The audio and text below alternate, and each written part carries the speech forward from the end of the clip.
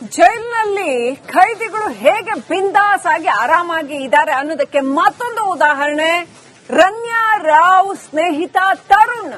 ಆತ ಕೂಡ ಜೈಲಿನಲ್ಲಿರ್ತಕ್ಕಂಥದ್ದು gold smuggling ಕೇಸ್ನಲ್ಲಿ. ಆತ ಕೂಡ ಬಿಂದಾಸ್ ಲೈಫ್ ಲೀಡ್ ಮಾಡ್ತಾ ಇದ್ದಾನೆ ಜೈಲಿನಲ್ಲಿ.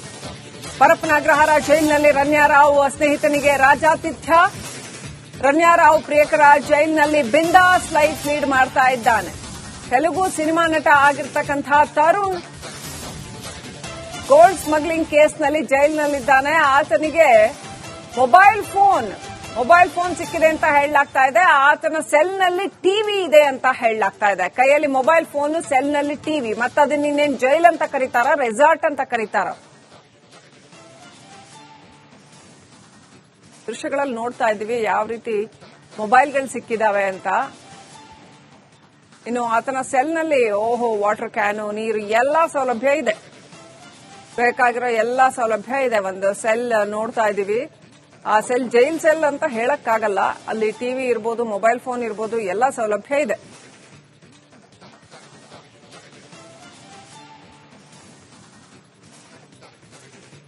ದೃಶ್ಯಗಳಲ್ಲಿ ನೋಡ್ತಾ ಇದ್ದೀವಿ ಜೈಲಲ್ಲಿ ಉಳಿದ ಖೈದಿಗಳು ಹೇಗಿದ್ದಾರೆ, ಯಾವ ರೀತಿನಲ್ಲಿದೆ ಪರಿಸ್ಥಿತಿ. ಈ ಕೆಲವರು ವಿವಿಐಪಿ ಖೈದಿಗಳಿದಾರಲ್ಲ, ಅವ್ರ ರೂಮ್ ಹೆಂಗಿದೆ? ಅವ್ರಿಗೆ ರೂಮಲ್ಲಿ ಒಂದು ಟಿವಿ ಇದೆ, ಆಮೇಲೆ ಬೆಡ್ ಇದೆ, ಅಲ್ಲಿ ಮಲ್ಕೊಳಕ್ ವ್ಯವಸ್ಥೆ ಇದೆ, ವಾಟರ್ ಕ್ಯಾನ್ ಇದೆ. ಅವರ ಸೆಲ್ನಲ್ಲಿ ಕೈಯಲ್ಲಿ ಮೊಬೈಲ್ ಫೋನ್ ಇದೆ.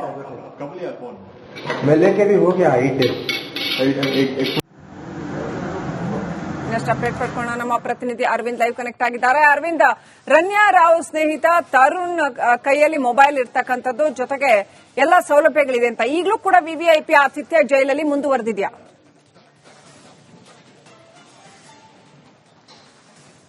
ಎಸ್ ಶ್ರೀಲಕ್ಷ್ಮಿ, ಖಂಡಿತವಾಗ್ಲೂ ಕೂಡ ಒಂದು ಪ್ರಶ್ನೆ ಈಗ ಉದ್ಭವ ಆಗ್ತಾ ಇದೆ. ಒಂದು ಕಡೆ ಎಲ್ಲೋ ಹಾಸಿಗೆ ದಿಂಬುಗಾಗಿ ಕೋರ್ಟ್ಗೆ ಅರ್ಜಿ ಹಾಕಿ ಪರದಾಡ್ತಾ ಇದ್ದಾರೆ ನಟ ದರ್ಶನ್.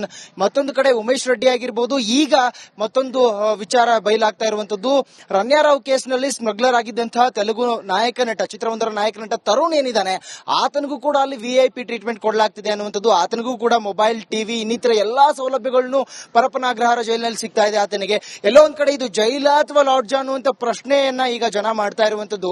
ಆತ 2023ರಿಂದ 25ರವರೆಗೂ 52 ಬಾರಿ ಇವರು ರನ್ಯಾ ಮತ್ತೆ ತರುಣ್ ಇಬ್ರು ಕೂಡ ಸ್ಮಗ್ಲಿಂಗ್ ಮಾಡಿರ್ತಾರೆ. ಎಲ್ಲೊಂದ್ ಕಡೆ ಅವರು ಪೊಲೀಸ್ ಇಲಾಖೆಯಲ್ಲಿ ಅವರ ತಂದೆ ಇದ್ದಂತಹ ಕಾರಣದಿಂದಾಗಿ ರನ್ಯಾ ರಾವ್ನ ಗೆಳೆತನ ಮಾಡಿಕೊಂಡಂತಹ ಈ ತರುಣ್ ಏನಿದ್ದಾನೆ 26 ಬಾರಿ ಆತ ಸ್ಮಗ್ಲಿಂಗ್ ನ ಮಾಡಿರುವಂತದ್ದು ಬಯಲಾಗುತ್ತೆ. ಇಡಿ ಜೊತೆಗೆ ಡಿಆರ್ಐನ ಅಧಿಕಾರಿಗಳು ಆತನ ಬಂಧನ ಮಾಡಿ ಕಸ್ಟಡಿಗೆ ಪಡೆದು ವಿಚಾರಣೆ ನಂತರ ಈಗ ಆತನ ಜೈಲಿಗೆ ಕಳಿಸಿರುವಂತದ್ದು. ವಿಚಾರಣಾಧೀನ ಕೈದಿ ಆತ. ಆದ್ರೆ ಈ ಒಂದು ಪ್ರಕರಣ ಸಂಬಂಧಪಟ್ಟಂತೆ ಆತ ಮುಖ್ಯವಾಗಿ ಇಲ್ಲಿ ಅಮೆರಿಕ ದೇಶದ ಪೌರತ್ವವನ್ನು ಪಡೆದುಕೊಂಡಿರ್ತಾನೆ. ಅಲ್ಲಿಂದ ಆತ ತಪ್ಪಿಸ್ಕೊಂಡು ಹೋಗುವಂತ ಸಂದರ್ಭದಲ್ಲಿ ಆತನನ್ನ ಬಂಧನ ಕೂಡ ಮಾಡಲಾಗುತ್ತೆ. ಆದ್ರೆ ಇಲ್ಲಿ ಆತನಿಗೆ ಯಾವ ರೀತಿಯಾಗಿ ಒಂದು ಸೌಲಭ್ಯವನ್ನು ಕೊಡ್ತಾ ಇದ್ದಾರೆ ಅನ್ನುವಂತಹ ಹಂತದಲ್ಲಿ ಆತನಿಗೆ ಈಗ ಒಂದು ಪ್ರಶ್ನೆ ಉದ್ಭವ ಆಗ್ತಾ ಇರುವಂತದ್ದು. ಜೈಲಿನಲ್ಲಿ ಆತನಿಗೆ ಟಿವಿ ಜೊತೆಗೆ ಮೊಬೈಲ್ ಕೊಡ್ತಾ ಇರುವಂತದ್ದು, ಆತನಿಗೆ ಫಿಲ್ಟರ್ ನೀರನ್ನ ಕೊಡ್ತಾ ಇದ್ದಾರೆ. ಜೈಲು ಮ್ಯಾನ್ಯುವಲ್ ನಲ್ಲಿ ಇರುವಂತಹ ಉತ್ತಮವಾದಂತಹ ಊಟ, ಇನ್ನಿತರ ಸೌಲಭ್ಯಗಳನ್ನ ಕೊಡುವಂತದ್ದು ಆ ಮ್ಯಾನ್ಯುವಲ್ ನ ಪ್ರಕಾರ ಕಾನೂನಿನ ಧರ್ಮ. ಆದ್ರೆ ಇಲ್ಲಿ ಟಿವಿ, ಮೊಬೈಲ್ ಇನ್ನಿತರ ಐಷಾರಾಮಿ ಜೀವನಕ್ಕೆ ಬೇಕಾದಂತಹ ಎಲ್ಲಾ ವಸ್ತುಗಳನ್ನು ಕೊಡೋದು ಎಷ್ಟರ ಮಟ್ಟಿಗೆ ಸರಿ ಅನ್ನುವಂತಹ ಪ್ರಶ್ನೆ ಈಗ ಬರ್ತಾ ಇದೆ.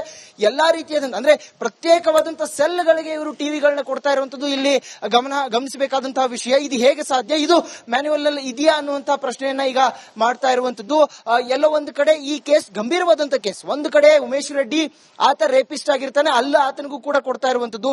ಈತ ಗೋಲ್ಡ್ ಸ್ಮಗ್ಲಿಂಗ್ ಮಾಡಿದಂತಹ ಕೈದಿ. ಎಲ್ಲೋ ಒಂದ್ ಕಡೆ ಈ ರೀತಿಯಾದಂತಹ ಸೀರಿಯಸ್ ಪ್ರಕರಣಗಳಲ್ಲಿ ಜೈಲು ಸೇರಿದಂತಹ ಕೈದಿಗಳಿಗೆ ಈ ರೀತಿಯ ಐಷಾರಾಮಿ ಟ್ರೀಟ್ಮೆಂಟ್ ಕೊಡುವಂತದ್ದು, ಇದನ್ನ ಗಮನಿಸಿದ್ರೆ ಎಲ್ಲೋ ಒಂದ್ ಕಡೆ ಕಾನೂನು ಸುವ್ಯವಸ್ಥೆ ಯಾವ ರೀತಿಯಾಗಿ ಹದಗೆಟ್ಟಿದೆ ಅನ್ನುವಂಥದ್ದನ್ನ ಇಲ್ಲಿ ಗಮನಿಸಬೇಕಾಗಿರಬಹುದು. Shrilakshmi, right. Thank you Aravind ಡೀಟೇಲ್ಸ್ಗಾಗಿ. ಜೈಲಿನಲ್ಲಿ ಖೈದಿಗಳು ಹೇಗೆ ಬಿಂದಾಸ್ ಆಗಿ ಆರಾಮಾಗಿ ಇದ್ದಾರೆ ಅನ್ನೋದಕ್ಕೆ ಮತ್ತೊಂದು ಉದಾಹರಣೆ ರನ್ಯಾ ರಾವ್ ಸ್ನೇಹಿತ ತರುಣ್. ಆತ ಕೂಡ ಜೈಲಿನಲ್ಲಿರ್ತಕ್ಕಂಥದ್ದು ಗೋಲ್ಡ್ ಸ್ಮಗ್ಲಿಂಗ್ ಕೇಸ್ನಲ್ಲಿ. ಆತ ಕೂಡ ಬಿಂದಾಸ್ ಲೈಫ್ ಲೀಡ್ ಮಾಡ್ತಾ ಇದ್ದಾನೆ ಜೈಲಿನಲ್ಲಿ. ಪರಪ್ಪನಗ್ರಹಾರ ಜೈಲಿನಲ್ಲಿ ರನ್ಯಾ ರಾವ್ ಸ್ನೇಹಿತನಿಗೆ ರಾಜಾತಿಥ್ಯ. ರನ್ಯಾ ರಾವ್ ಪ್ರಿಯಕರ ಜೈಲಿನಲ್ಲಿ ಬಿಂದಾಸ್ ಲೈಫ್ ಲೀಡ್ ಮಾಡ್ತಾ ಇದ್ದಾನೆ. ತೆಲುಗು ಸಿನಿಮಾ ನಟ ಆಗಿರ್ತಕ್ಕಂಥ ತರುಣ್ ಗೋಲ್ಡ್ ಸ್ಮಗ್ಲಿಂಗ್ ಕೇಸ್ನಲ್ಲಿ ಜೈಲಿನಲ್ಲಿದ್ದಾನೆ. ಆತನಿಗೆ ಮೊಬೈಲ್ ಫೋನ್ ಸಿಕ್ಕಿದೆ ಅಂತ ಹೇಳಲಾಗ್ತಾ ಇದೆ. ಆತನ ಸೆಲ್ನಲ್ಲಿ ಟಿವಿ ಇದೆ ಅಂತ ಹೇಳಲಾಗ್ತಾ ಇದೆ. ಕೈಯಲ್ಲಿ ಮೊಬೈಲ್ ಫೋನ್, ಸೆಲ್ನಲ್ಲಿ ಟಿವಿ. ಮತ್ತೆ ಅದನ್ನ ಇನ್ನೇನು ಜೈಲ್ ಅಂತ ಕರೀತಾರ, ರೆಸಾರ್ಟ್ ಅಂತ ಕರೀತಾರ? ದೃಶ್ಯಗಳಲ್ಲಿ ನೋಡ್ತಾ ಇದ್ದೀವಿ ಯಾವ ರೀತಿ ಮೊಬೈಲ್ಗಳು ಸಿಕ್ಕಿದಾವೆ ಅಂತ. ಇನ್ನು ಆತನ ಸೆಲ್ನಲ್ಲಿ ವಾಟರ್ ಕ್ಯಾನು, ನೀರು ಎಲ್ಲಾ ಸೌಲಭ್ಯ ಇದೆ, ಬೇಕಾಗಿರೋ ಎಲ್ಲಾ ಸೌಲಭ್ಯ ಇದೆ. ಒಂದು ಸೆಲ್ ನೋಡ್ತಾ ಇದ್ದೀವಿ. ಆ ಸೆಲ್ ಜೈಲ್ ಸೆಲ್ ಅಂತ ಹೇಳಕ್ಕಾಗಲ್ಲ, ಅಲ್ಲಿ ಟಿವಿ ಇರ್ಬೋದು, ಮೊಬೈಲ್ ಫೋನ್ ಇರ್ಬೋದು, ಎಲ್ಲಾ ಸೌಲಭ್ಯ ಇದೆ.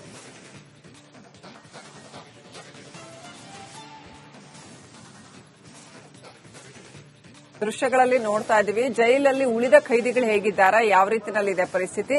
ಈ ಕೆಲವರು ವಿವಿಐಪಿ ಖೈದಿಗಳಿದಾರಲ್ಲ, ಅವ್ರ ರೂಮ್ ಹೆಂಗಿದೆ, ಅವ್ರಿಗೆ ರೂಮಲ್ಲಿ ಒಂದು ಟಿವಿ ಇದೆ, ಆಮೇಲೆ ಬೆಡ್ ಇದೆ, ಅಲ್ಲಿ ಮಲ್ಕೊಳ್ಳೋಕೆ ವ್ಯವಸ್ಥೆ ಇದೆ, ವಾಟರ್ ಕ್ಯಾನ್ ಇದೆ, ಅವರ ಸೆಲ್ನಲ್ಲಿ ಕೈಯಲ್ಲಿ ಮೊಬೈಲ್ ಫೋನ್ ಇದೆ.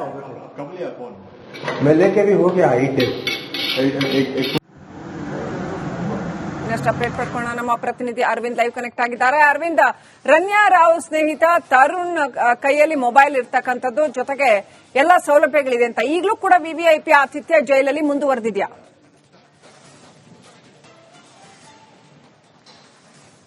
ಎಸ್ ಶ್ರೀಲಕ್ಷ್ಮಿ, ಖಂಡಿತವಾಗ್ಲೂ ಕೂಡ ಒಂದು ಪ್ರಶ್ನೆ ಈಗ ಉದ್ಭವ ಆಗ್ತಾ ಇದೆ. ಒಂದು ಕಡೆ ಎಲ್ಲೋ ಹಾಸಿಗೆ ದಿಂಬುಗಾಗಿ ಕೋರ್ಟ್ಗೆ ಅರ್ಜಿ ಹಾಕಿ ಪರದಾಡ್ತಾ ಇದ್ದಾರೆ ನಟ ದರ್ಶನ್.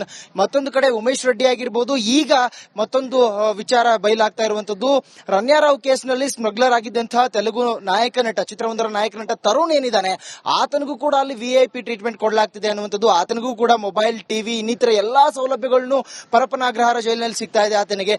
ಎಲ್ಲೋ ಒಂದ್ ಕಡೆ ಇದು ಜೈಲ ಅಥವಾ ಲಾಡ್ಜ್ ಅನ್ನುವಂತ ಪ್ರಶ್ನೆಯನ್ನ ಈಗ ಜನ ಮಾಡ್ತಾ ಇರುವಂತದ್ದು. ಆತ 2023ರಿಂದ 25ರವರೆಗೂ 52 ಬಾರಿ ಇವರು ರನ್ಯಾ ಮತ್ತೆ ತರುಣ್ ಇಬ್ರು ಕೂಡ ಸ್ಮಗ್ಲಿಂಗ್ ಮಾಡಿರ್ತಾರೆ. ಎಲ್ಲೊಂದ್ ಕಡೆ ಅವರು ಪೊಲೀಸ್ ಇಲಾಖೆಯಲ್ಲಿ ಅವರ ತಂದೆ ಇದ್ದಂತಹ ಕಾರಣದಿಂದಾಗಿ ರನ್ಯಾ ರಾವ್ನ ಗೆಳೆತನ ಮಾಡ್ಕೊಂಡಂತಹ ಈ ತರುಣ್ ಏನಿದ್ದಾನೆ 26 ಬಾರಿ ಆತ ಸ್ಮಗ್ಲಿಂಗ್ ನ ಮಾಡಿರುವಂತದ್ದು ಬಯಲಾಗುತ್ತೆ.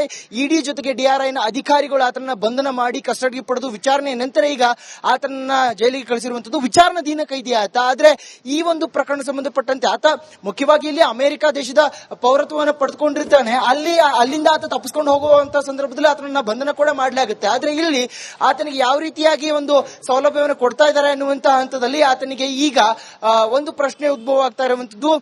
ಜೈಲಿನಲ್ಲಿ ಆತನಿಗೆ ಟಿವಿ ಜೊತೆಗೆ ಮೊಬೈಲ್ ಕೊಡ್ತಾ ಇರುವಂತದ್ದು, ಆತನಿಗೆ ಫಿಲ್ಟರ್ ನೀರನ್ನ ಕೊಡ್ತಾ ಇದ್ದಾರೆ. ಜೈಲು ಮ್ಯಾನ್ಯುವಲ್ ನಲ್ಲಿ ಇರುವಂತಹ ಉತ್ತಮವಾದಂತಹ ಊಟ, ಇನ್ನಿತರ ಸೌಲಭ್ಯಗಳನ್ನ ಕೊಡುವಂತದ್ದು ಆ ಮ್ಯಾನ್ಯುವಲ್ ನ ಪ್ರಕಾರ ಕಾನೂನಿನ ಧರ್ಮ. ಆದ್ರೆ ಇಲ್ಲಿ ಟಿವಿ, ಮೊಬೈಲ್, ಇನ್ನಿತರ ಐಷಾರಾಮಿ ಜೀವನಕ್ಕೆ ಬೇಕಾದಂತಹ ಎಲ್ಲಾ ವಸ್ತುಗಳನ್ನು ಕೊಡೋದು ಎಷ್ಟರ ಮಟ್ಟಿಗೆ ಸರಿ ಅನ್ನುವಂತಹ ಪ್ರಶ್ನೆ ಈಗ ಬರ್ತಾ ಇದೆ. ಎಲ್ಲಾ ರೀತಿಯಾದಂತಹ ಅಂದ್ರೆ ಪ್ರತ್ಯೇಕವಾದಂತಹ ಸೆಲ್ಗಳಿಗೆ ಇವರು ಟಿವಿಗಳನ್ನ ಕೊಡ್ತಾ ಇರುವಂತದ್ದು ಇಲ್ಲಿ ಗಮನಿಸಬೇಕಾದಂತಹ ವಿಷಯ. ಇದು ಹೇಗೆ ಸಾಧ್ಯ, ಇದು ಮ್ಯಾನ್ಯುವಲ್ ನಲ್ಲಿ ಇದೆಯಾ ಅನ್ನುವಂತಹ ಪ್ರಶ್ನೆಯನ್ನ ಈಗ ಮಾಡ್ತಾ ಇರುವಂತದ್ದು. ಎಲ್ಲೋ ಒಂದು ಕಡೆ ಈ ಕೇಸ್ ಗಂಭೀರವಾದಂತಹ ಕೇಸ್. ಒಂದು ಕಡೆ ಉಮೇಶ್ ರೆಡ್ಡಿ ಆತ ರೇಪಿಸ್ಟ್ ಆಗಿರ್ತಾನೆ, ಅಲ್ಲ ಆತನಿಗೂ ಕೂಡ ಕೊಡ್ತಾ ಇರುವಂತದ್ದು. ಈತ ಗೋಲ್ಡ್ ಸ್ಮಗ್ಲಿಂಗ್ ಮಾಡಿದಂತಹ ಕೈದಿ. ಎಲ್ಲೋ ಒಂದ್ ಕಡೆ ಈ ರೀತಿಯಾದಂತಹ ಸೀರಿಯಸ್ ಪ್ರಕರಣಗಳಲ್ಲಿ ಜೈಲು ಸೇರಿದಂತಹ ಕೈದಿಗಳಿಗೆ ಈ ರೀತಿಯ ಐಷಾರಾಮಿ ಟ್ರೀಟ್ಮೆಂಟ್ ಕೊಡುವಂತದ್ದು, ಇದನ್ನ ಗಮನಿಸಿದ್ರೆ ಎಲ್ಲೋ ಒಂದ್ ಕಡೆ ಕಾನೂನು ಸುವ್ಯವಸ್ಥೆ ಯಾವ ರೀತಿಯಾಗಿ ಹದಗೆಟ್ಟಿದೆ ಅನ್ನುವಂಥದ್ದನ್ನ ಇಲ್ಲಿ ಗಮನಿಸಬೇಕಾಗಿರ್ಬೋದು. Shrilakshmi, right. Thank you Aravind ಡೀಟೇಲ್ಸ್ಗಾಗಿ.